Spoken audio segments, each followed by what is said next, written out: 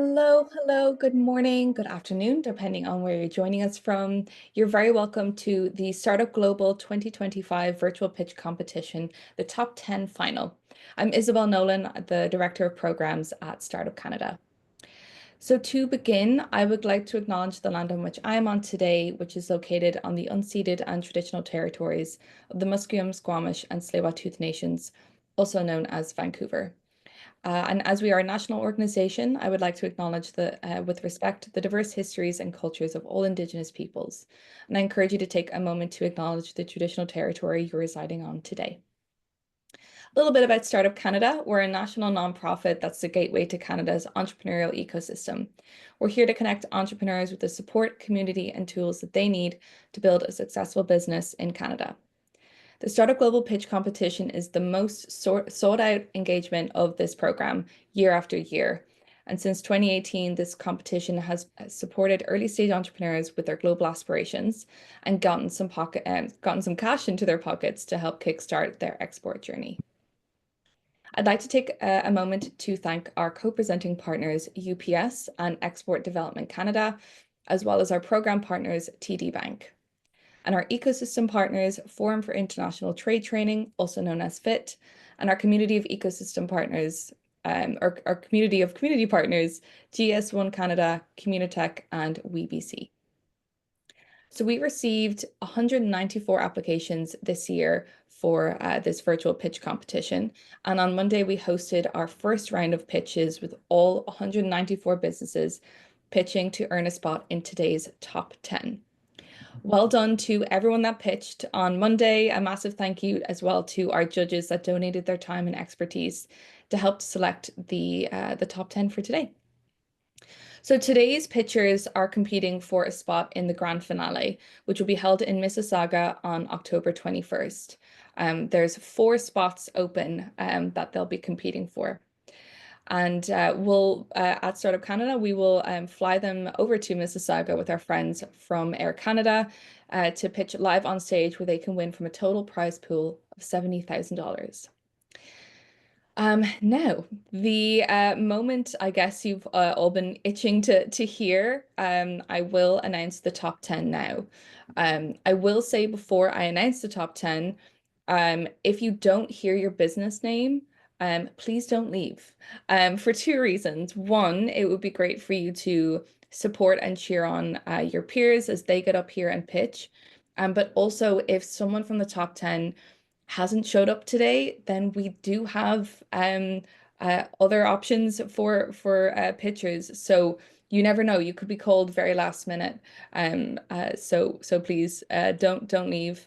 And so the top 10 are Keros Sport Inc., Joey Dolls Inc., iCare X Technologies, Chloranova, Turtle Island Connection, Fathom Storage, ToothPod, Neobank, Grownstone, and Anin Retail Inc. Maybe a virtual round of applause for the top 10. So each of these businesses will get 3 minutes to pitch verbally, followed by 3 minutes of Q&A from our wonderful judges. And these judges will then select a top 4 who will be announced on social media tomorrow, Thursday, April 10th. So speaking of judges, I'm honored to introduce you to today's judges who hold a wealth of knowledge and experience within the entrepreneurial space. We have Paul Gaspar, who is the Director of Small Business at UPS Canada, Robin Gienow, the Area Manager of Small Business Banking for TD Bank, and Molly Middleton, Executive Producer at Dragon's Den. Welcome, judges. So our judges will be assessing you on the following: target market, objective, solution, leadership, traction, if any, competition, and most importantly, your ability to go global.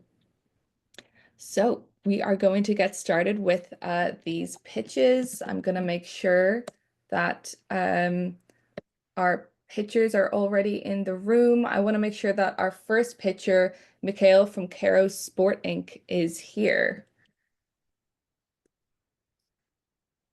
And I'm not seeing Mikhail here, so we might go on to our second picture for now, which is Samantha. All right, Samantha Ong from Joey Dolls Inc. I'm bringing you up as a panelist. So you should be able to turn on your microphone and camera in a moment. Hi There you there. are. Hello, Samantha. How are you doing? Good, how are you? Can you hear me fine? I can hear you great. Yeah. Let me just get up the timer for you. Okay, so if you're ready, I'll count you down to start your pitch, Samantha. Okay? All Yep. right. So in three, two, one. I bet you remember your favorite childhood toy, and I'm sure it was the one that made you feel the happiest. I grew up in a world where I didn't see myself reflected, and especially not in my toys. The message was clear. I did not belong. I was called a chink given the slanty eyes. I even told my dad, speak English, because I thought it was better to erase ourselves. And then during the pandemic, with the rise of anti-Asian hate, all those feelings came back again. The shame, the invisibility, the stereotypes. But this time, I was a mom. Hi, I'm Samantha, the founder of Joey Dolls, and I'm a proud mom. I created this company to make sure that children don't have to feel the way that I did, because I know as a parent how important it is for children to be proud of who they are. At Joey Dolls, we create high quality plush dolls that represent diverse Asian cultures that are soft, safe, and cuddly, made for the youngest of children to build that cultural pride and connection at an early age. When families see our dolls, they cry because they never imagined that their children would have something that they never did and how much healing it provides to them. Since launching in 2023, we've made over $500,000 worth of sales.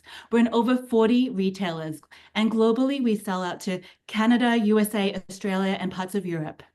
We've been featured on Global News, CTV, CBC, Huffington Post, BuzzFeed, Toy Insider. We've been awarded Mom's Choice Award, the National American Parenting Product Award. We have a gross profit margin of 60%, and we have a forecasting of 10% of increase in revenue this year. And in an Amazon survey, 46% of consumers said that they would go out of their way to support a brand that has DEI commitments. At Joey Dolls, diversity and inclusion is our foundation. Our next step is Joey Dolls Global Pals, where we have diverse plush that represent cultures from around the world, including France, Mexico, Colombia, Kenya, because the feeling and the need for cultural connection is universal. If you're looking for a company to go global, it's us. We're founder-led, mission-driven, built for impact. Joey Dolls provides a spark to children that say, you belong. Your story matters. Your culture deserves to be celebrated. With your support, we can provide that same spark to children all around the world. Thank you. Fantastic. And with time to spare as well. Alrighty, Molly, I'm going to go to you first. Okay, well, I guess my question is about the competition. I mean, I can see the objective is great, but tell me about the competition. Who is it? How are they doing? And how do you beat them? Yeah, absolutely. So out in the market, we're filling this gap because dolls tend to be, made out of hard plastic dolls. We are more geared for older children. Our dolls, you can see, are soft and safe and cuddly, made for younger children. They're actually yes, safety tested for all ages. So we have parents buying these dolls for their babies, and then building that cultural connection early and cultural pride early. Because in my research, babies as young as 6 months old actually notice racial differences. So that proves how important it is to start that education and awareness early. And our dolls are also as culturally representative as possible. I've made sure to go out into the community and make sure that they're culturally accurate so that so people would connect with the dolls as much as possible. Wonderful. Thank you, Molly. Paul. Samantha, well done, by the way. You went really fast and I missed it. Can you repeat again? You mentioned some of your margins. some of your sales so far and your growth trajectories. Do you mind just repeating some of that again? Because I didn't catch all of it. I just want to Yeah, get no to problem. Yeah, so our gross profit margin is 60%. I didn't mention, but my operating margin at the moment at the end of our second year is 10%, and we're forecasting a revenue increase of 10% this year. So these are our smaller dolls, and this is what we're, forecasting the more of our sales on. These are our original dolls, which have had a lot of success, but they are at a higher price range because they are larger, they have a lot of detailing. So we're very excited about these coming out. So these were $55 US of 75 Canadian, and then these will be marketed at $19.99 US and $29.99 Canadian. So I think that price point being size accessible and price accessible, we're very excited about the forecast for these dolls this year. Sorry, just real quick. And your total sales then in Yes. Canada Oh, versus yes. US? 500,000 since 2023. That's total. How much of that was Canada versus US? Yeah, so Canadian is about 10%. US has been the majority of our sales. And that's something that, of course, in today's market, we're trying to, build out more. Thank you. Robin, any quick comments or question?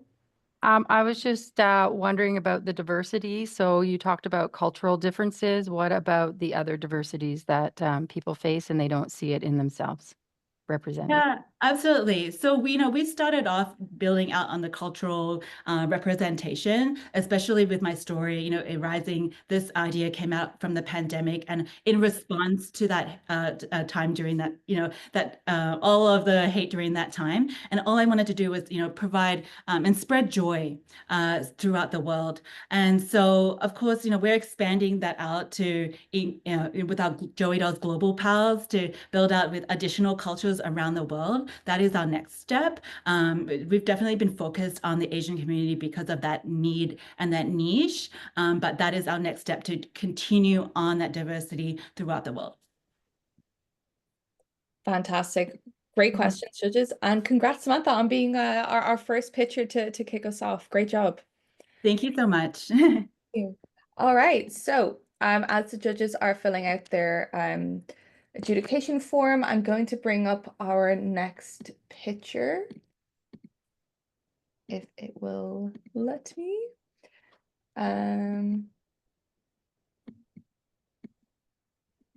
Hold on now. So our next pitcher is going to be Justin from iCareX Inc.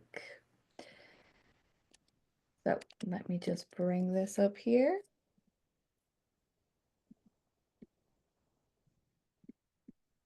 Sultan, I don't know if you're able to make Justin a panelist. It's not allowing me to do so.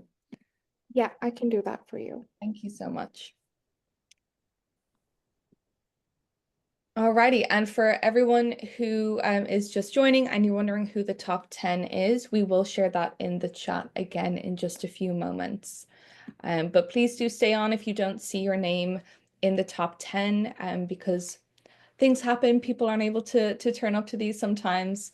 And so we might have to put call on you. So please stay online. All right, here we go. Hi, Justin. How are you doing? Isabel, thanks for the kind intro. Fantastic. I'll count you in once you're ready. Yeah. Wonderful. Okay. You can start in 3, 2, 1. Wonderful. Thanks, Isabel. So my name is Justin Oscarpour. I'm the founder and CEO of iCareX. At iCareX, our focus is automating the eye exam journey. Our mission is to create more affordable and more accessible eye care globally, and our vision is a completely autonomous eye exam. Now, by trade, I'm an optometrist. I also own and operate a successful group of optometry clinics across the country. A problem that I'm consistently faced with across all of my locations is inability to meet patient volume demand. And this problem isn't unique to me. 60% of optometry clinics face the same issue, meeting patient volume demand, which limits their revenue generating capabilities, but more importantly, limits them from properly servicing the vision care needs of their respective populations. And this means nearly 50% of the North American population neglects to get their eyes checked on a regular basis, which is driving an epidemic of preventable vision loss in North America. Now, the iCareX solution, we've automated the majority of the eye exam workflow leveraging artificial intelligence. We're empowering optometrists with the ability to outsource the majority of eye testing to customers' homes using our AI-enabled mobile application. This way, when a customer does come to the optometry clinic, the majority of testing is complete, allowing an optometrist to work much more productively. With near static OpEx and no significant capital expenditures, an optometrist can see nearly 38% more patients on a day-to-day basis. Now, at its core, our product is B2B SaaS. We provide our full suite of AI tools and our ERP platform to optometrists for a monthly subscription fee. There's 42,000 optometry clinics in North America, and these are our prospective customers. Our initial beachhead is the Canadian geography, where we've already achieved Health Canada regulatory clearance from a medical device perspective, and we also have a rich network of optometrists to leverage. We're currently piloting our prototype in 12 facilities, and we're very excited to be moving to a paid pilot program the next month once we've fully cleared our initial feature set from a UAT perspective. Now, with regards to competition, there are other providers or organizations that are looking to digitize certain elements of the eye exam workflow. iCareX stands unique in providing optometrists with the most end-to-end workflow efficiency through automation of eye exam testing. And we have the leadership team to deliver on this. Myself, the past Chief Vision Officer of Clearly, Canada's largest e-commerce optical provider, where I developed Canada's first AI-based direct billing engine. I'm also the past president of the British Columbia College of Optometrists, where I drafted this province's regulations on remote optometry technology. Our leadership team is very impressive. Ziv Pollock, the past head AI ML at Clearly, Salman Hamid, the past CTO of Clearly, and Costa Baron-Boehm, a senior program manager at TELUS. Also, Andrew Osgood-Report, an optometrist with significant industry experience as well. Thank you all for your time, and I'm looking forward to some questions. Fantastic. Thank you so much. All right, Robin, I might go to you first. Sorry about that. Yes, my one question was, I know that the wait time is long and we can't see as many patients. What about cost and affordability? So not everybody can afford, not every nation has healthcare coverage. Maybe not everybody could afford it. What's your plan there? That's a really exciting question, Robin. We're able to completely transform the margin profile of an optometry clinic by creating this type of workflow efficiency. Even with our initial MVP feature set, a 38% reduction in time or lift in patient flow can create, as I said, a significant margin impact, which means those cost efficiencies can be also driven to patients with more affordable eye care globally. Thank you. Molly. So as soon as you said regulatory approvals, I think globally, how much of a hurdle is that going to be? I see how you're the expert, your leadership team sounds amazing. And in Canada, I see you getting past that. But how much of a hurdle is that going to be to not get to your goals? Yeah, so in Canada, we've achieved our medical device clearance, and we're very excited to work towards FDA approval in the future. That's one of the reasons why we're opening our first fundraising round, moving away from being bootstrapped. And we're very confident with our abilities to achieve the same clearance in Europe as well. This is a medical device. It is going to require regulatory approval in the different geographies, but this is something that we're confident we'll be able to achieve with proper financing and support. Thank you. Paul. So what are some of those markets you're looking or considering, Justin? Obviously, you said FDA, so US, but are you considering other markets around the world, and what kind of hurdles are you looking there?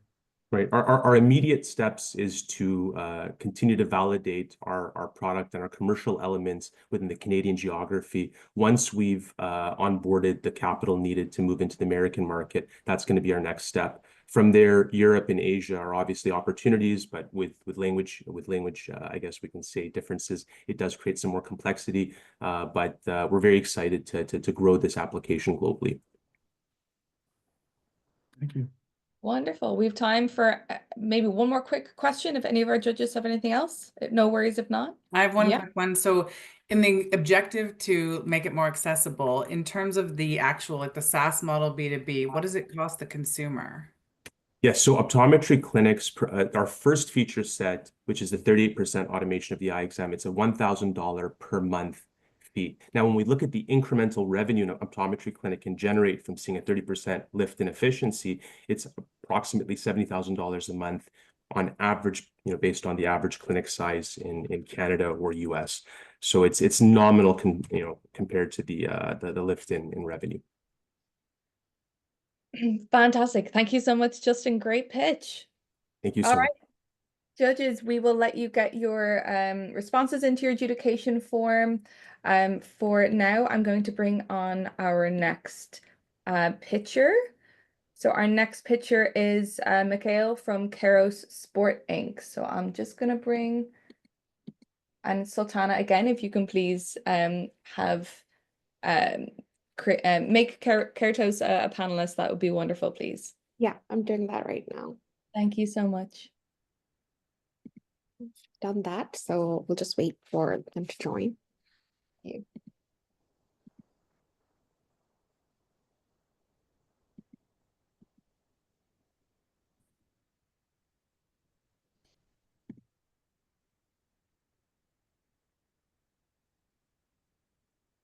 Wonderful. So, Mikhail, you can turn your camera and microphone on, and we'll just make sure everything is working okay for you before we start your pitch.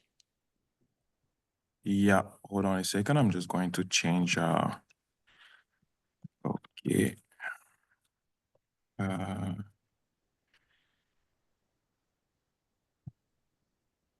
There we go. The video right here. Here we go. You can see me. We Perfect. can see you. All right. So if you are ready, I will count you down and then you can start. Okay. So you can. Just going to change my position. Okay, just to make sure. Okay, this one is better. Okay. Okay, great. You can start in 3, 2, 1. Hi, everyone. My name is Mikhail. I'm a former student athlete, a basketball player, and now the proud founder of the startup, Keros Sport. Keros means the god of sport. It was not existing, and I decided to create it based off my knowledge and understanding of the need of all athletes. And if you're an athlete, if you have a body, you're an athlete. It just depends how you're going to use your body. Currently, 100% of the population suffering of inflammation, body pain, soreness, post-workout. And the good news is, with Keros, I'm going to introduce you to the revolution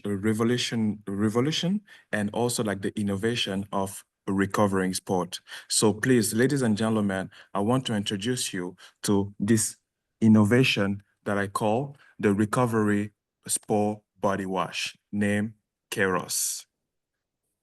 So with that, it's only made with plant extract and natural anti-inflammatory ingredient. So you don't need to use any other chemical product. By just using this recovery body wash, you're going to have the benefit of taking a shower, enjoying that moment, and at the same time, relieving the pain post-workout. So at this point, we are already in the final commercialization part, and we are in 5 stores in Montreal. However, we expect to expand the business provincial and potentially in the next 9 to 1 year national, to make sure like all the active sport people and also athletes can have access to that new product made for them by the god of sport. So the very simple way, I'm going to tell you that if you want to participate, you want to come and join us to the transition to speed up the kind of recovery and help all athletes feel healthier and fitter every day, effort by effort, without compromise. Please, let's join the world of Keros and make it better for every single athlete. So welcome to the world of Keros, and thank you so much, guys. Fantastic. Thank you so much for your pitch. Great job. Okay, I think I'll go to Paul first. Well done. The first thing that comes to mind, though, with your product is competition. There is a lot of competition when it comes to ointments and creams and things to sort of help from sports injuries. So what separates your product from these other products? And is there a medical component to it? So is there anything that's going to require approvals from either Health Canada or other government or other agencies as well? Well, that's a really good question. The concept behind that, I'm a former student athlete and also basketball player. So all the pain the active sport people and athletes going through, I've been through it. So that's why I understand clearly. So the concept was like to take this chemical body wash and this cream that you just mentioned, and to put all of them inside and remove all the chemical part and just stay stick to the natural part. So we are in the trend currently, like everybody want to use something natural, no more chemical. And that's the concept with Kero Sport, to make sure like they do have that access to the natural product is going to help them to feel better the next day. Without putting a lot of cream. So everything is done by a laboratory in Quebec. And we also have a certification from Health Canada that we received last year in July 2024. So everything is set up to make sure like the product it's used by everyone without any contraindication and to help them every day. Thank you, Paul. Molly. You didn't get to talk about your COGS, like cost of goods and margins and sort of the potential there. Are you still doing small orders? How do you make some money? How do we make money? So basically, like the cost margin, roughly, like we're talking about like 75% benefits all over, because the product costs us like roughly like $4 to produce, and we sell it at $19.99. And the benefit is the product is not for everybody. It's really like for active sport people. So the people like they are in the need to relieve the pain and to use it post-workout. And versus the competition that Paul asked the question, versus the competition, like, yeah, you're going to smell good. It's going to clean your body, because obviously we put some product like to hydrate the body, and at the same time the really benefit is the part of we going to help like people like to not feeling, especially if you have a husband, Molly, and he go for a training, you don't like to hear like, oh my God, Molly, I'm in pain and everything. So by just taking a shower is going to have like all the benefit of the other cream that is not good for you for sure. Wonderful. Thank you so much, Mikhail. I'm afraid that's all we have time for the Q&A section, but fantastic job. Thank you so much. And you're all finished now, so you can relax and watch the rest of the pitches. Okay. Thank you so much, guys. Have an excellent rest of the day. Bye-bye. Bye. Thank you, you too. Alrighty, judges, get your notes in, and we're going to welcome up our fourth pitcher, which is Binjal Pradhan from Chloranova. Welcome to the pitch stage. We'll wait for you to join.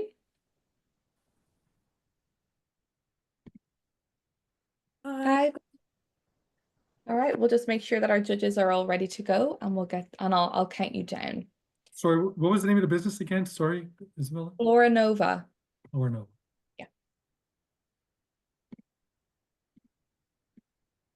All right, judges, you're all ready to go? Fantastic. All right, Binjal, you can start in 3, 2, 1. Carbon emissions are at record numbers, with 42 gigatons released last year alone. Meanwhile, the overuse of antibiotics is causing medicine that once saved us to lose its power, allowing infections to spread unchecked and predicted to cause 10 million deaths annually by 2050. But what if these problems could become an opportunity? An opportunity to fight climate change, improve health outcomes, and create a model for a circular economy. Fortunately, an alternative to antibiotics does exist. They're called antimicrobial peptides. However, manufacturing these antimicrobial peptides using the typical chemical synthesis models is costly, inefficient, and unsustainable. Enter Chloranova, where we want to turn our waste into wealth and health.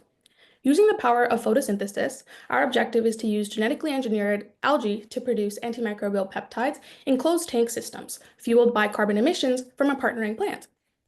Our primary revenue source is the sale of peptides to pharmaceutical companies. Our global competitors use resource-intensive systems for synthesis, which can cost up to $600 a gram. Chloranova slashes these costs to under $50 a gram using both greener and more efficient systems. The pharmaceuticals market is currently valued at $1.6 trillion. Our serviceable market is antibiotics, which is just over 50 billion. With peptides predicted to replace 30% of that, we have 15 billion market share opportunity. Our second stream of income is carbon sequestration or carbon capture. By cutting carbon emissions at their source, we qualify for carbon credits at $100 per ton of CO2, turning sustainability into savings. Globally, there are only 33 algae biosystem patents that exist, and in Canada, we are just one of 2 companies. Our key differentiator is using these genetically engineered algae to produce high-value peptides. With an investment of $200,000 for a medium-sized industrial plant, with peptides at the average cost of $307 per gram, we have estimated a complete return on investment in under 4 years using peptide sales alone. We have received market validation from the former chief economist, Peter Warren, who endorsed a partnership on carbon sequestration with the United Steelworkers of America. We have support from renowned scientists and pharma companies like Sanofi who have expressed interest in our end product. We're currently engineering our algae at lab scale. Our pilot test is estimated to cost $25,000 through the McMaster Innovation Park, and we have gained $7,000 from other pitches to support this goal. Our team consists of passionate interdisciplinary students mentored by various professors and researchers at McMaster and Waterloo and even internationally.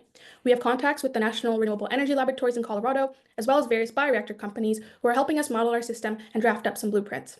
Our bioreactor system can be installed at any carbon-emitting business around the world, from distilleries to steel manufacturers, and our algae can be genetically tailored to produce specific peptides that are needed on a local demand or by their regulations. At Chloranova, our dream is to trigger a new demand for sustainable biomanufacturing and start a green industrial revolution. Thank you. Fantastic. Thank you so much. Great pitch. All of our pitches today are spot on with their timing. I can tell everyone's been practicing. All right, I might go to Robin first. If not, I can go somewhere else. You're good? All right. Molly, yes, please go ahead. I'll go. You're smarter than I'll ever be in my life, just to put it there. I guess, like, I see this as an enormous idea with enormous impact possibilities. How far are we from this happening in terms of, like, I get it, but then it's like, where are you in the thing how far are you from commercialization, I guess? So the last year we spent working on this project was just to have a proof of concept, which basically means, does this work scientifically? Can algae actually do this? And is there enough tools in the world that are open access that we can actually have this happen? Luckily, we went to a synthetic biology conference where we got a silver medal, and a lot of people validated the idea like this that works. There are a few considerations you have to have. We took that science back, and since January, we've been working on diversifying between peptides and sterols, which is like precursors for hormones, because a lot of countries have said, well, we don't think we'd be comfortable with peptides, we'd probably be comfortable with sterols because they're more of a, almost like a side removed from peptides. And so we've been working with that, and we reached out to Industrial Plankton in BC, and they've agreed to send us some blueprints for a 20-liter carboy. And so right now, a lot of the money that we'd use in the scale up is to get it up to 20 liters into a mass culture, and then from that we'll be able to hopefully at the end of the year get into the MIP, which is a Master Innovation Park, and scale up to about 10,000. Brilliant, excellent question, Molly. Thank you. Paul. So I'm just going to follow up on Molly's question. When do you see revenue streams actually happening? So as soon as we get a partnership with, say, I mean, we've been trying to get Stelco to go, which is the Hamilton Steel Factory, but they're quite hesitant to kind of any sort of change. But there's a lot of distilleries in the Niagara region that we've been reaching out to, and there's a few of them who are quite interested to partner with us to do it. Once the strain is stabilized within this year, and we put a patent in it, and all of that patent and IP goes through, because that's where our main source of security and money comes in through, hopefully in like a year or two, just because the biologicals market is a little bit longer than normal patents. We'd hopefully be able to do it after, I guess, 3 years from now. Wonderful. Thank you so much. Any follow-up questions at all? Robin, anything? I was just wondering, besides students and mentors with the universities, what other leadership teams you have in place to help you globalize? So we're talking with the climate director at the Mars Center in Toronto, and we talked to somebody at the the CEO of the Consacon, which is a new funding source for, it's like a quasi-industrial contact networking thing. I met with him yesterday, actually, and he's agreed to help us out to make sure that we can get to industrial scale, because he's trying to help companies that have these types of ideas meet all the regulations, make sure that Canada agrees with it, because there's always been that barrier of trying to get more biologically innovative companies beyond the startup phase. Brilliant. Thank you so much, Binjo. Great Thank pitch. you. And again, now you can relax as well. Once you're over with your pitch, everyone can kind of take a breath of relief. Thank you so much. All right, judges, get your notes in, and I'm gonna get our fifth pitcher up. I'm so very pleased to meet Edgar from Turtle Island Connection. So we'll just make Edgar panelist so that they can put there we go. Hi, Edgar. How are you doing? Very well. How are you? Fantastic. Thank you so much. All right. We'll make sure our judges are all good to go, and then I'll count you down. Thank you very much, Molly. And I'll just wait for Robin and Paul to give me. Yep, all good. Robin, you're good. Fantastic. All right, Edgar, you can start in 3, 2, 1. Edgar Ushe, Siskia, Estatsei, Telten, Justini, Vancouver Naste.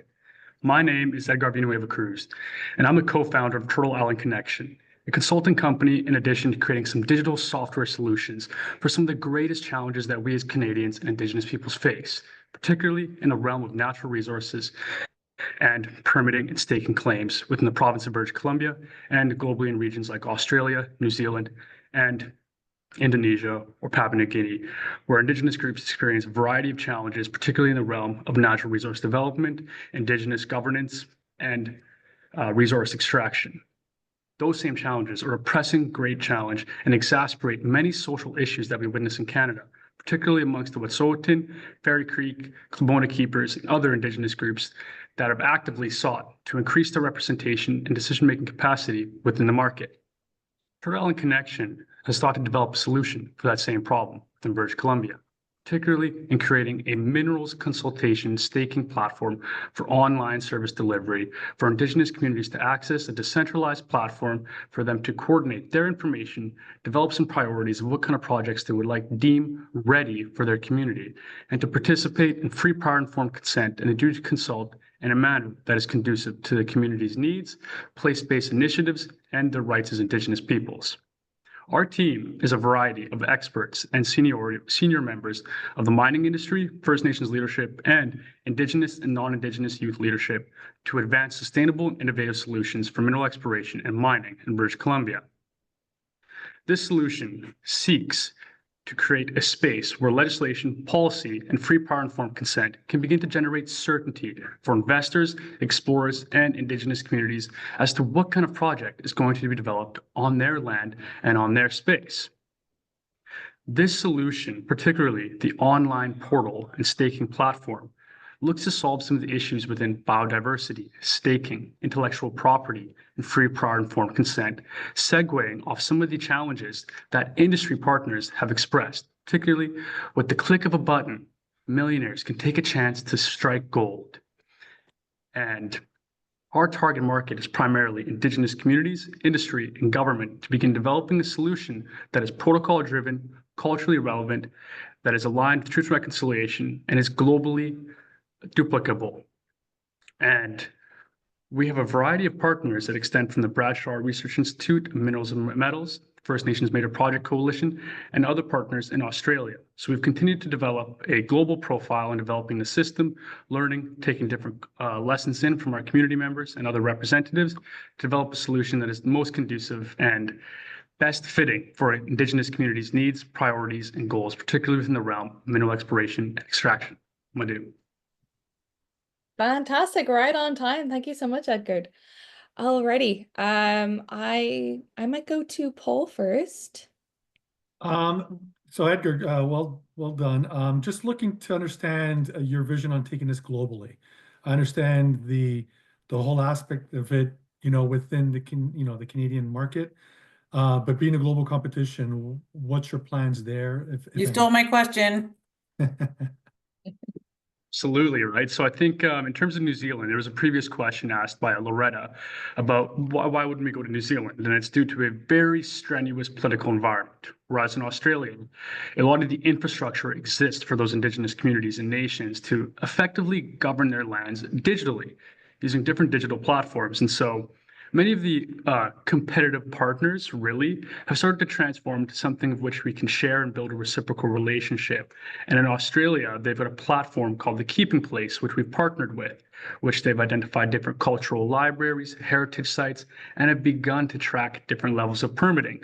But they're missing a key portal that includes that free prior informed consent capacity, that capacity for a government or industry group to effectively engage with that community by following their protocols. It is only a map and an application that shares some of that cultural knowledge and territorial knowledge, but it doesn't really address that key challenge of free prior informed consent and building a regulatory certainty for Indigenous communities and investors.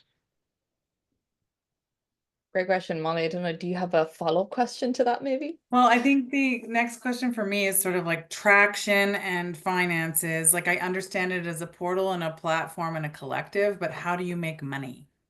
Yeah, no, absolutely. So we have a few different options to create some revenue off of this project. And first and foremost is really the ability to sell these to different nations at different levels. And so we're beginning with a $10,000 price point to have access to this platform for individual communities and nations, and then being able to ratchet that up with other technical applications being integrated, such as things like blockchain, decentralized verification opportunities, as well as some social licensing. And then the secondary market for our revenue and pricing is for government, and that would be around $150,000 for a provincial management scheme. Brilliant. And Robin. Yeah, so like many countries have different regulations. So how are they going to make sure that your platform kind of fits in with all the different government regulations as you go global? Absolutely. So the United Nations Declaration on the Rights of Indigenous Peoples, which many of these Commonwealth countries are signatories of, particularly Australia, Canada, New Zealand. So they've already begun to implement parts of that legislation, subject to their constitution at times, but that would also really support our ability to enter that market and regulatory environment due to the United Nations Declaration on the Rights of Indigenous Peoples. And just like Article 3, it's Indigenous peoples have the right to freely determine their social, political, economic status. So that regulatory environment is shifting, and that's where the opportunities exist. Incredible. Thank you so much, Edgar. Fantastic pitch and great questions as well. Judges, you can relax now, Edgar, and watch the rest of the pitches. Excellent. Thank you very much. Madhu. Yes. Thank you. All right, so we are going to get our sixth picture up. We are flying through these. So we're going to get up Keen Lamson from Fathom Storage. So we'll just wait for Keen to put their camera and microphone on, and the judges will be getting their adjudication notes in. Hi, Keen. How are you doing? Hi. Sorry, All my right. audio dropped for a second when I got into the room. No problem. I'll just make sure our judges are good to go before we start. Wonderful. Thank you. Thank you. All right, Keen, you can start in 3, 2, 1. Hi, I'm Kian, co-founder of Fathom. Today I'm going to talk to you about offshore floating wind turbines. I can tell you from having stood on the roof of a wind turbine that these are enormous, gargantuan structures. And so you might have wondered, how are these things held down to the seabed? The answer is by 50 to 100 ton steel anchors and enormous chains.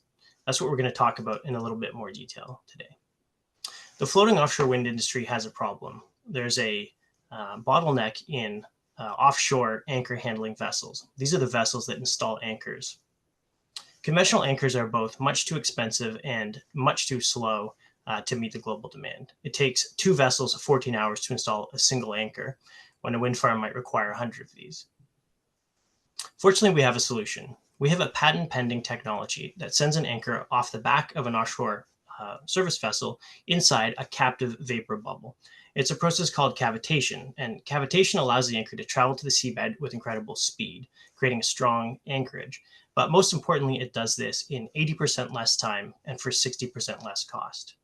So whereas it takes 2 boats 14 hours to install a conventional anchor, we can deploy 8 anchors in a single day off 1 boat.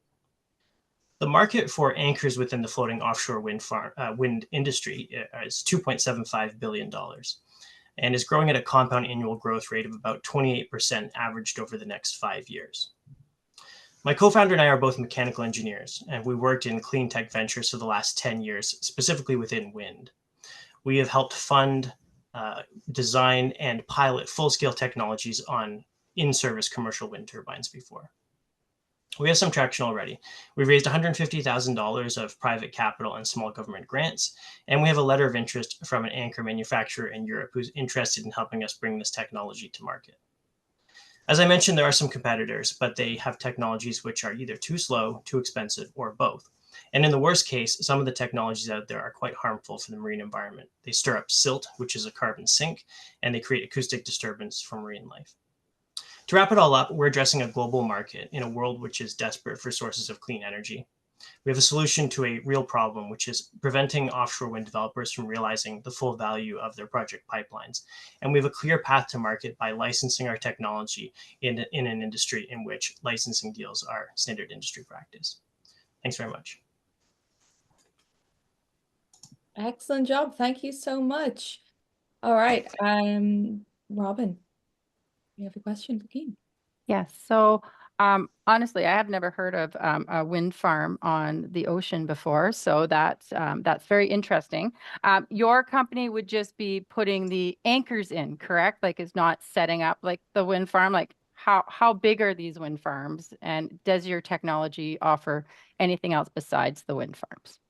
Yeah, it's an interesting question. Okay, so there's a few parts to that. The wind farms are very large. They're several square kilometers in footprint, usually 20, 30, 90 kilometers offshore, so that they are in reliable zones of wind and also away from disturbances to visual sight lines, but also fishing grounds and things like that.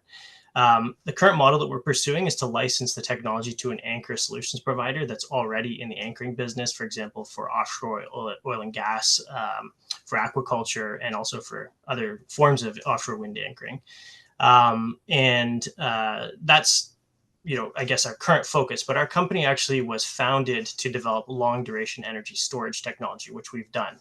And interestingly, the key cost driver of long duration energy storage that we have, which is offshore, is the anchoring cost. And so that's how we developed this technology for anchoring. And then we realized there's a huge demand for this in another sector that, in fact, is going to buy this, much faster than the world is going to deploy long duration energy storage. So it's sort of a staged business approach, I guess, for us. Thank you so much, Paul. You know what, Molly, do you have a question? I mean, I just have to say, amazing. I feel Yeah. I feel educated, entertained, and the problem solution is mind-blowing. I guess to me, it's like, aren't you going to need $1 quadrillion to do this? And Yeah. on the licensing play for the global play that we're talking about, can you just sort of explain that a little bit more? Who's going to pay you and what, and how do you license this to them? Sure. So when an offshore wind farm is built, you have a project lead, an owner of the project. They're usually selling some equity stakes to finance the project and then raising some debt. Then they go and they have what's called, a developer's engineer, which is a company which coordinates the construction and the design of the facility. And then through that process, they'll subcontract different parts. So they'll have someone providing the turbine, they'll have somebody providing the anchoring solution and installing it. They'll have somebody laying the cable that takes the electricity to shore, et cetera, et cetera.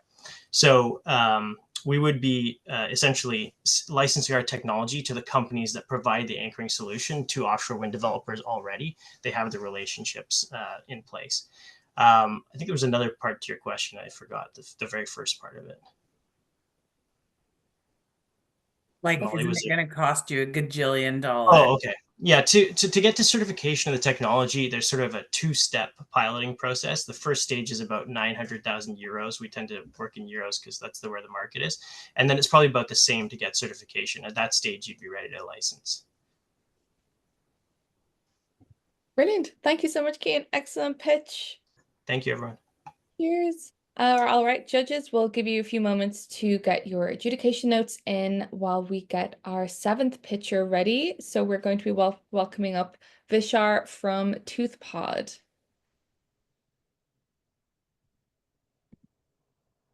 Hi, Vishar. How are you doing? I just want to make sure that your microphone is working okay. You guys hear me Not well? really. Oh, yes, we can hear you now. I need a sec. Hold on. Okay, no worries. I'll give you a few more moments. Sorry, and I missed again the name, and I don't see it there. Isabel, what's the name? Business? ToothPod. Sorry? ToothPod. Yeah. Paul, I've added the name so you could see it. Where? I don't see It's it. on my end. Oh, it Well, doesn't? No, it's not on It's okay, my I've got it though. I've got it. But I don't see it. no worries. All right. Thank you so much. If you're all ready to go, I will count you down. 3, 2, 1. 3000 BC. That's how long we've had toothbrushes for. So why are cavities still the most prevalent chronic disease in the world, impacting almost 100% of the population, leading to diabetes, kidney disease, and stroke? What we have is not working. Let me explain the gap. We consume 17 teaspoons of sugar daily, and only 1 in 25 of us follows the complete oral hygiene regimen. Of course, because having a sink and running water everywhere you go is nearly impossible given how busy we are. But what if I could tell you you can have oral hygiene anywhere?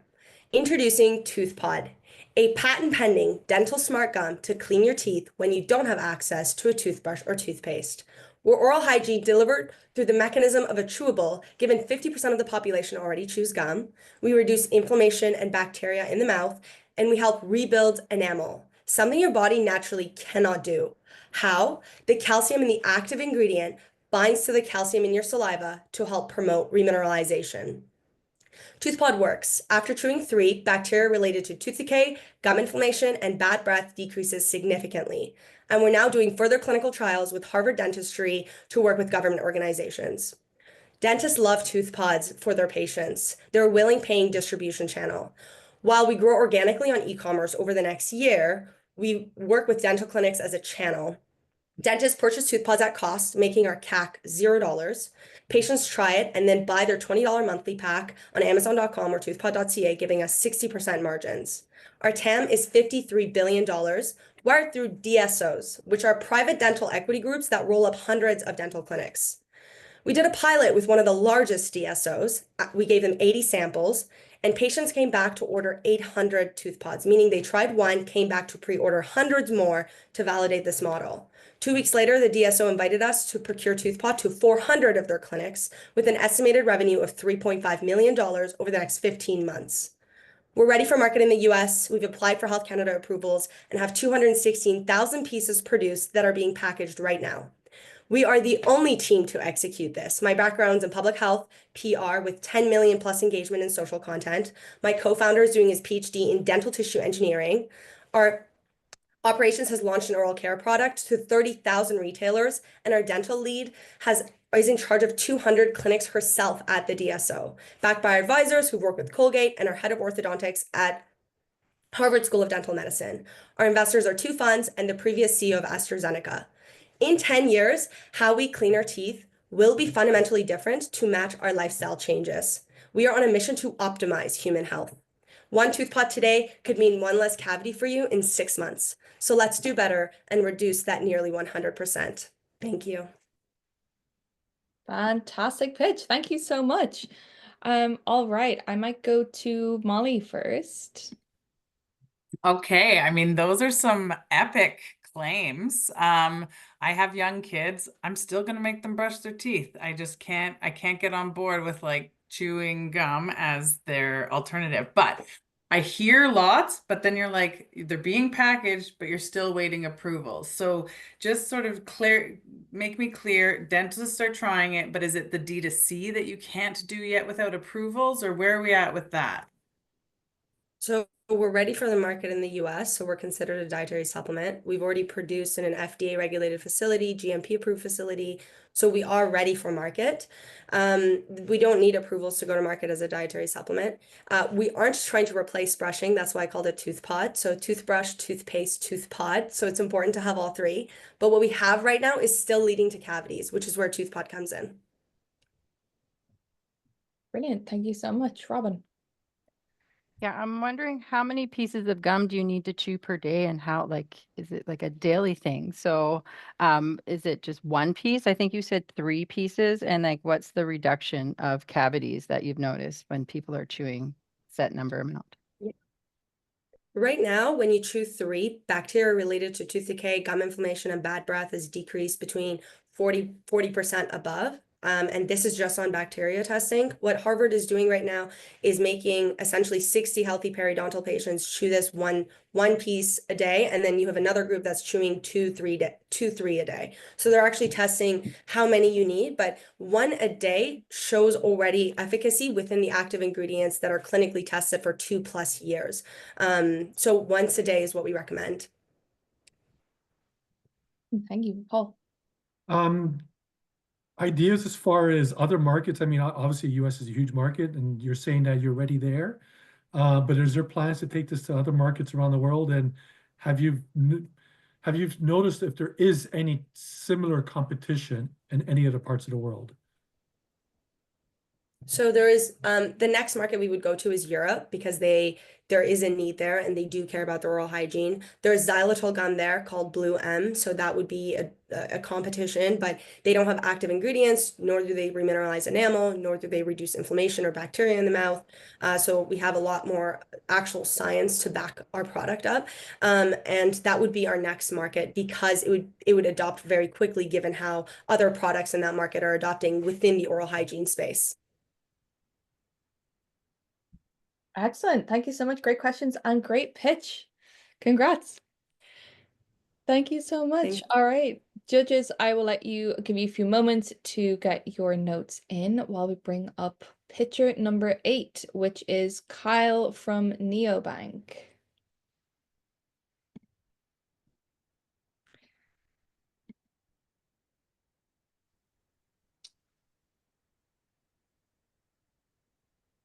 Just wait for Kyle's video to turn on. There we go. Hi, Kyle. How are you doing? Outstanding. And you? Fantastic. Thank you so much. All right, we'll see. Sorry, I did it again. I was doing something else and I looked down. I don't see the name there. What's the business name? Right. Sorry. Neobank. Neobank. Oh, thank you. Neobanc. Thank you. No problem. Judges, if you want to give me a thumbs up when you are ready to go. Thank you so much, Robin. Thank you, Paul and Molly. Fantastic. All right, Kyle, I will count you in. You can start in 3, 2, 1. Thank you. Hi, Isabel. Hi, Robin. Hi, Paul. Hi, Molly, and everyone else out there. I'm Kyle Collier, System Design Engineer from the University of Waterloo, who sold 3 fintech companies with over $50 million in sales. I also previously volunteered at Startup Canada back in 2013 and 2014. But now I'm the co-founder and CEO of Neobank, and we're on a mission to make renting suck a little bit less by giving you cash back on rent and helping renters ultimately become owners. This is a problem faced by 1.4 billion people globally. They are either saving for the future or living in the present. I know the pain personally. I've couchsurfed for over a year in Toronto to extend a previous company's runway. Now, Neobank's 5% cash back on rent builds trust and loyalty, nudging renters eventually to Neobank's full financial ecosystem. And yes, Robin, TD should be concerned.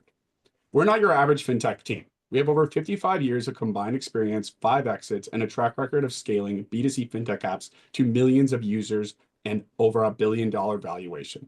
Louis, my co-founder, sold his first fintech company at 21. Bruno, our CMO, has driven over $500 million in sales. And Josh and I previously helped scale a company you may have heard of called Ritual.co, a non-competing cashback app to millions of users globally. Now, the problem we're facing is real. 88% of Canadians feel trapped. Rents are up 160% and incomes are up a mere 20%. They can't save, they can't buy, They need a new path forward. And Isabel, you mentioned earlier going global. We have 20 billion reasons to expand, but we're starting with a $13 billion revenue opportunity just in Canada. Where again, we're not experimenting. We've already delivered billion-dollar outcomes for very similar businesses.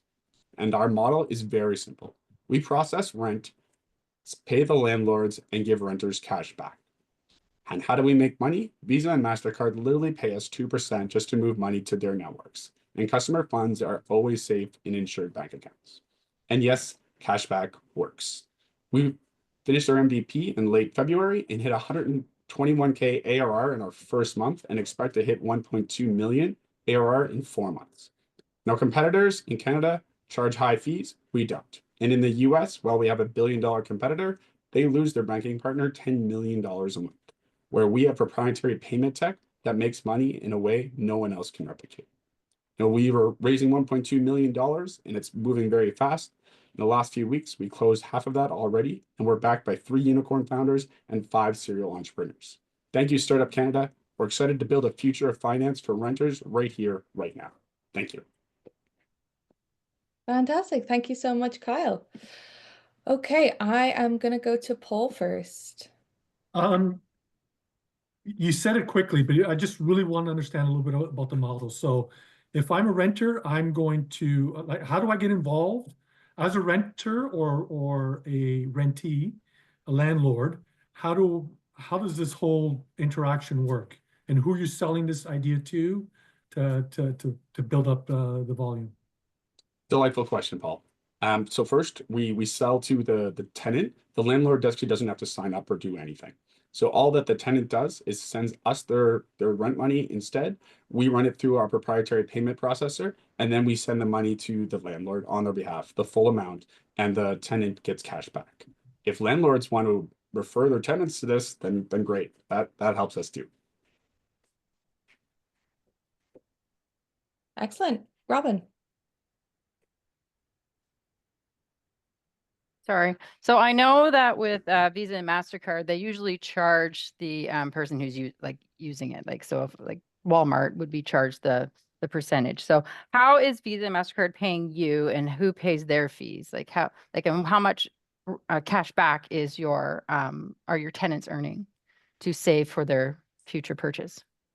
Great question. So 2 questions there. So I'll answer the latter first. So tenants get up to 5% cash back if they sign up now. Obviously, that's a customer user acquisition cost. At scale, we can do this where we make 1% and we give 1% cash back that can be put towards every month going forward. And the model of how we work with Visa and MasterCard is primarily built on my previous company's success. We essentially did digital gift card infrastructure to the 7-8 figure volume range with Visa and MasterCard, which affiliated us with kind of unique programs that a lot of trust. And that's why we're able to work with them in this capacity where they pay us these, let's say, affiliate fees for moving peer-to-peer payments that normally don't go through their networks to their networks. Excellent. Thank you. Molly.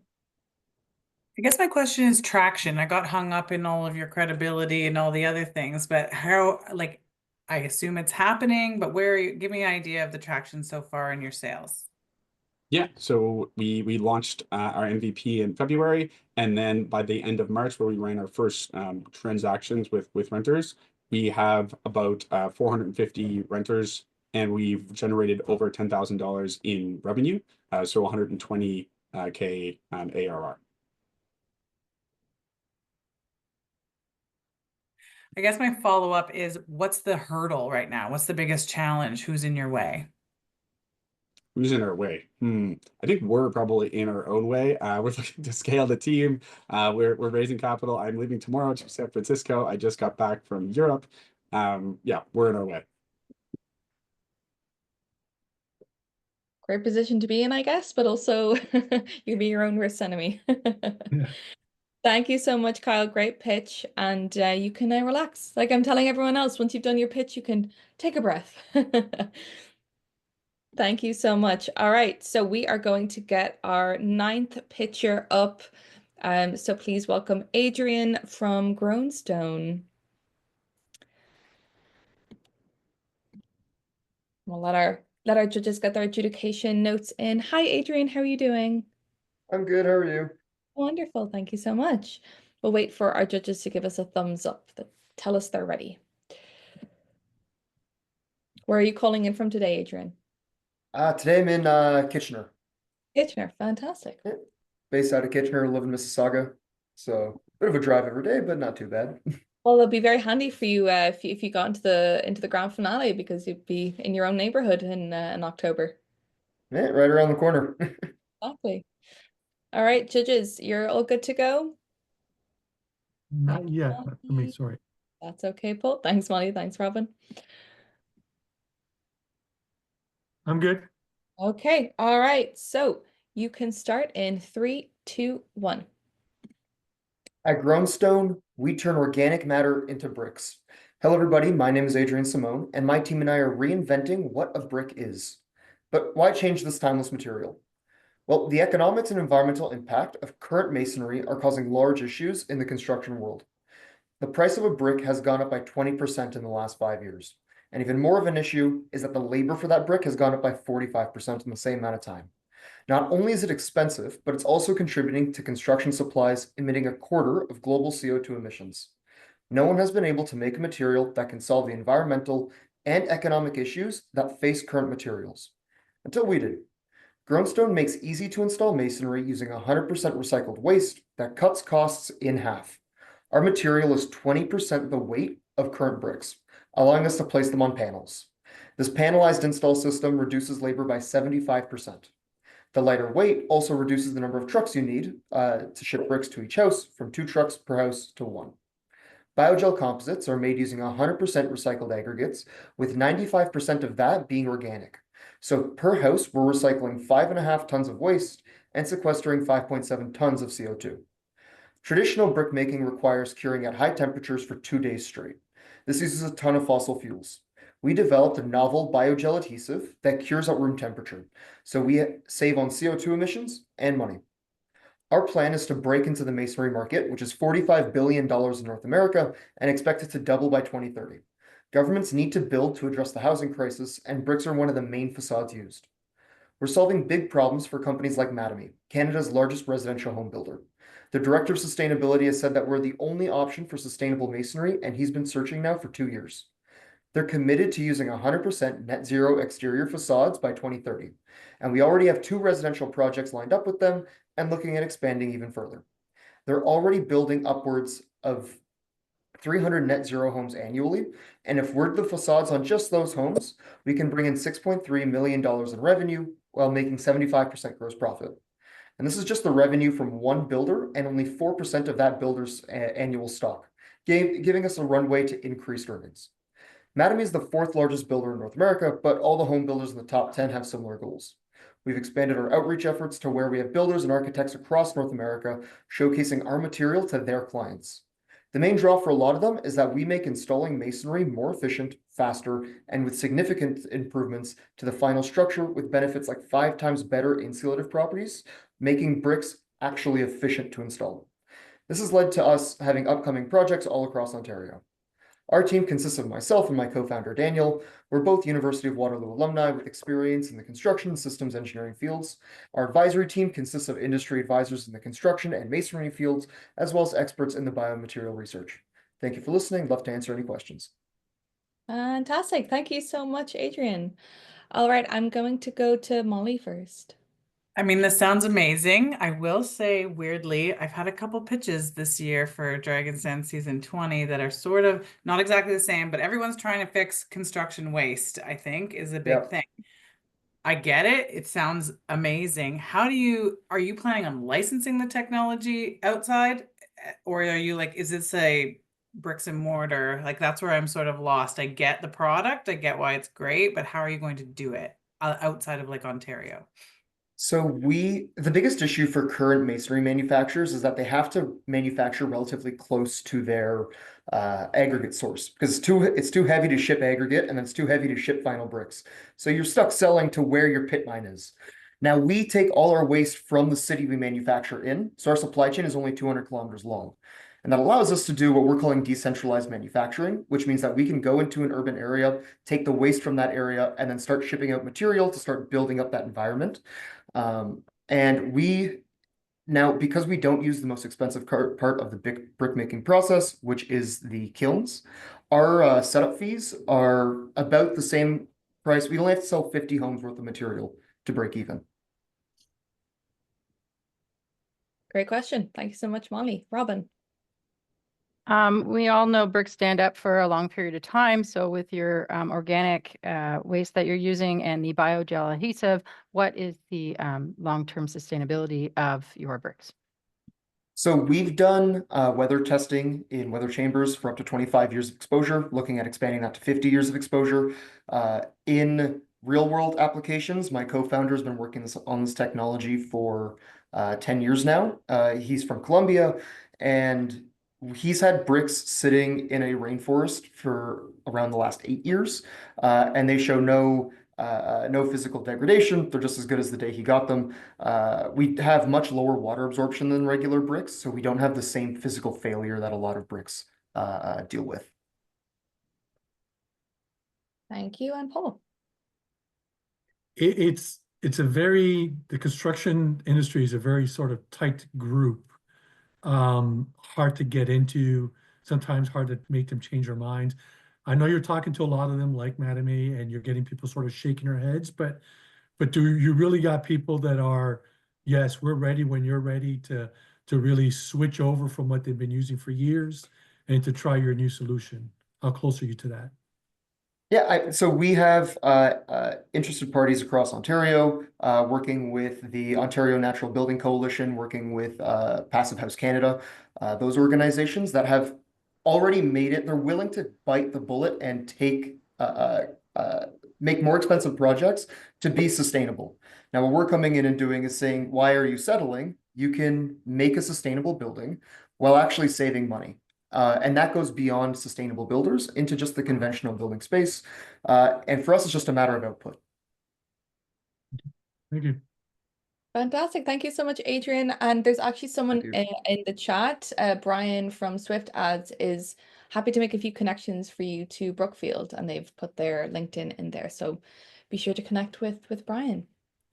Perfect. Thank you. Excellent pitch. Thank you so much, Adrian. All right, so we are on to our 10th and final pitcher, and we have got Chelsea from Anin Retail. Hi, Chelsea. Anin, how are you? Great. How are you doing? Good. Good. Thank you so much for joining us. I know you were hosting a workshop or something like that, so Yeah. I was making sure you were able to join. So that's fantastic. Thank you so much for being able. Thank you for accommodating me. I appreciate it. Of course. Okay, I'll just wait for our judges to give us a thumbs up that they're good to go. Thank you, Robin. And judges, the name of the business is Anin. Yeah. Wonderful. Wait for Paul as always. Okay,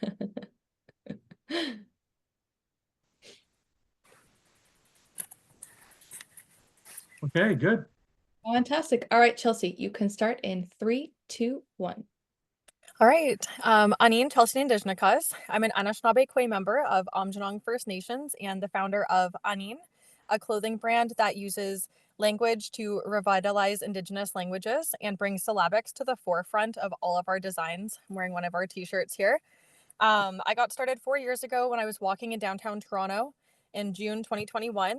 I saw somebody wearing Indigenous syllabics on their shirt, and right away I felt this massive sense of inclusion living in the city for the very first time.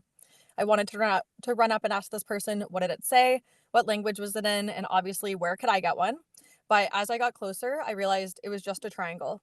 So right there, that happened on a Sunday afternoon. By Wednesday, I had an entire dropshipping website up and running with my main goal of bringing Indigenous languages to an everyday setting and just allowing Canadians across Canada to be able to see Indigenous languages and allow Indigenous people to feel represented and included in Canadian culture as well.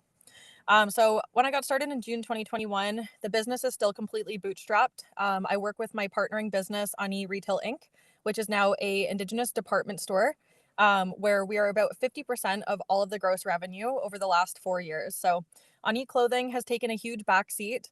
I've had to scale up this business based off of the sales of Ani clothing brand, our house brand of apparel. In year one, we did $45,000 in sales. In year two, we did $170,000 in sales. In year three, we did $290,000 in sales. And last year, we did $400,000 in sales just from our own clothing brand. So we've been able to contribute to this Ani Retail Inc. department store in a massive way.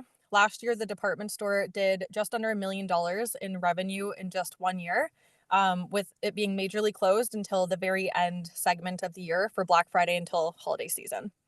So this year we are pivoting massively. I'm building up the foundation of the brand, and we are focusing on at the pop-up. I actually liquidated all of our last year's inventory and everything that I had beforehand so that we could have cash on hand to rebuild our entire inventory system to improve our profit margins by about 30%. So this year we have integrated a lot of our Made in Canada collections. The sweater that I'm wearing here today is actually our bestseller, our Made in Tuckerando collection. So it is made in Toronto. I'm focusing heavily on Made in Canada this year, obviously for validity in the US tariff market at the moment. But the way that I see it is that we will be able to bring the Made in Canada Indigenous owned market globally. This year, we sell across North America on our Ani Retail Inc. platform. And Ani will be a major contributor to procurement and just like consumer like D2C sales for the Ani Retail Inc. platform. So yeah, I can't wait to answer your questions and I'm looking forward to it. Miigwech.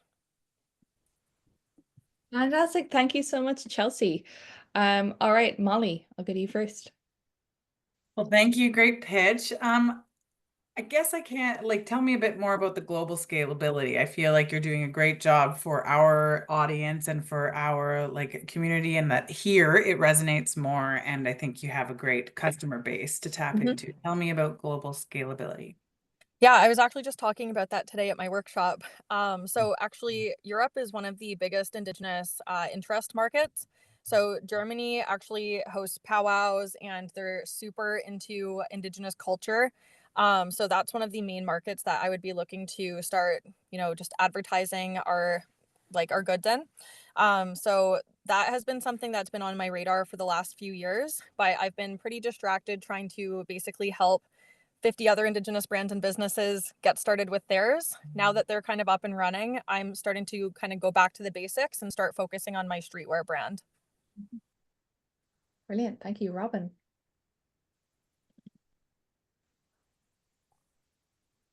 You kind of took my question, Molly. So thank you.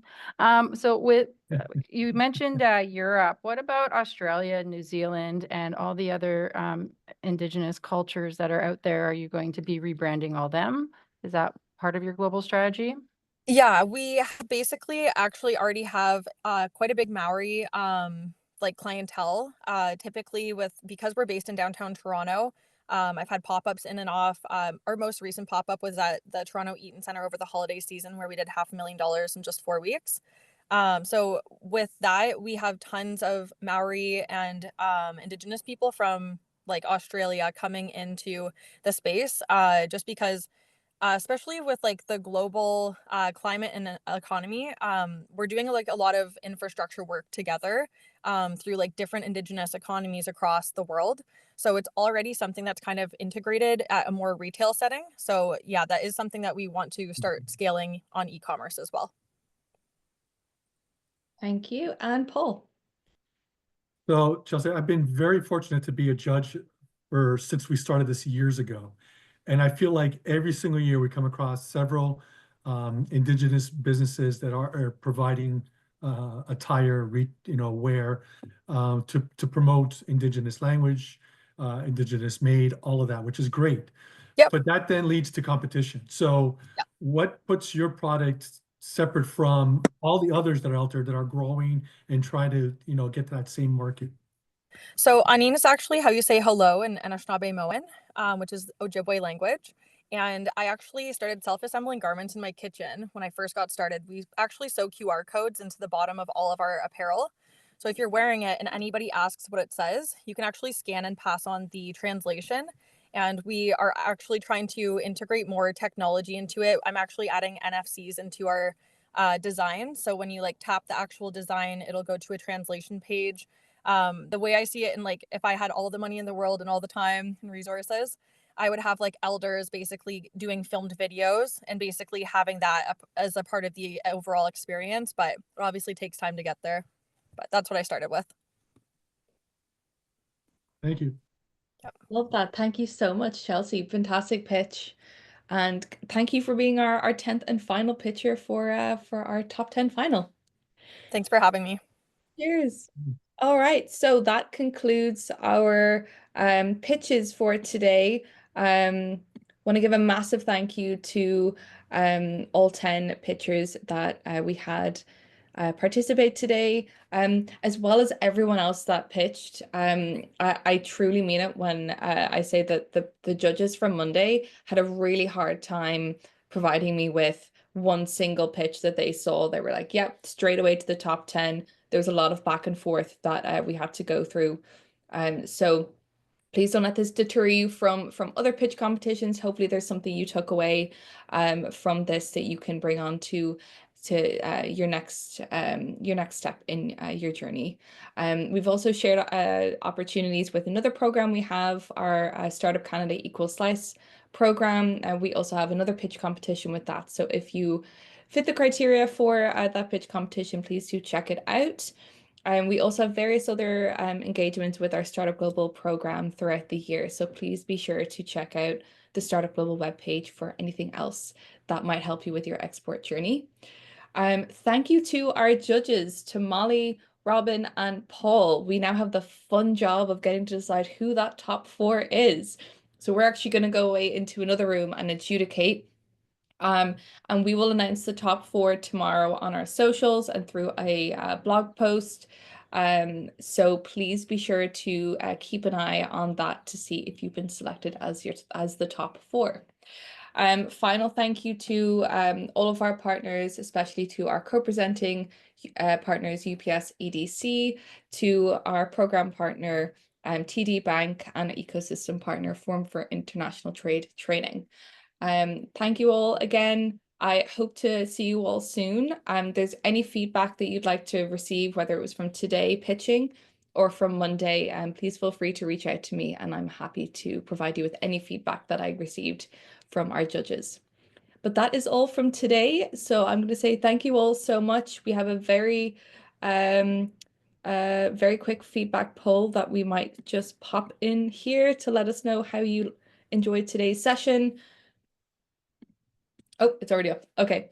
So thank you all so much and we'll see you all very soon. Judges, I'll give you a 5-minute break and we'll pop into that Google Meet afterwards. Thank you all so much. Bye. Thank you.